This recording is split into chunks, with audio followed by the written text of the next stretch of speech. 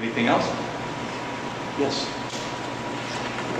In your talk, it was alluded to that you have 60 employees Yes. around about there, and there were 15 Yes. CWRU graduates. Are these technical graduates? And I guess maybe what I was going to ask is if you could break down, if you will, the profile of the employees of your company. How many technical and how many production? Okay, so out of 15, I can say that one MBA from where I have, and 14 are related to either physics or biomedical engineering.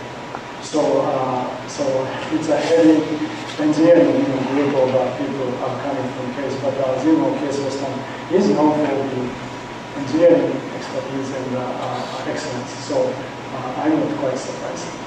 Out of 60, when you talk about how we divide it, I would say 20-some is actually are in the research and development, and then 15 or so, or even 20 in the manufacturing, and then the remaining number are allocated for quality assurance for regulatory affairs, or supply chain operations, administration. So that's how I'm going to answer the question. Any sales? No. People that have been Okay. You may imagine that we may have a marketing department, but we don't. The reason is we are a strategic partner with Siemens and Toshiba and LG. We do OEM supply our products to them. So their marketing departments market our products as a part of their marketing. So we have no sales, no marketing. Maybe it's really a surprise, but we don't have any money. Yes, please. Going back to the one formula that I actually understood, your philosophy seems to be very important to you. What do you do to assure yourself that the employees and vendors in your company believe in the same things that you do? I would say that that's a shaping of your corporate culture. If you don't make an effort, you will not get there. So from day one of our business, I mean we started like when you use conference room, whiteboard, right? Initially, people just use the whiteboard, and then there are things written on whiteboard, and they didn't even care to erase them. I had to talk to them, every single of them, that you think about the people who are going to come here next, and then use the whiteboard. Why do they have to erase these things? So, I mean, what I'm trying to say is that I truly have to go very basic levels, because if you cannot take care of basic things in life, why should you be able to take care of the state-of-the-art medical devices? I don't believe it. So we talk about putting chairs in a conference room correctly. You may think, what's the big deal? To me, it's a big deal, because small things reflect your mindset. And if you cannot do such a small thing, you are not supposed to even talk about business. That's what I have been saying from day on. So now, even if I'm not at a company, things said that way, there are evangelists within the company who understand what I believe in and they believe in. So when I see it, actually that makes me very happy, because it means that they are getting the message. And again, we are shaping the culture together. So I don't want the QED to be a place where people come at 8 and then leave at 5, and then you ask employees, so what was your, I just came here to get paid, I have to work from 8 to 5, that's it. I truly do not want to accept that view.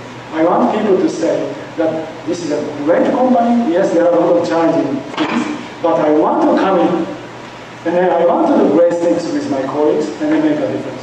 So that's not one way, it's mutual. So I have to make an effort to create an environment so that they believe in that. I mean, that's a continuous actually effort, not only on my part, but on everybody's part, because that's to be shared. It's music. Yes, sure. How long was it before you made it into the black from when you started? Excuse me.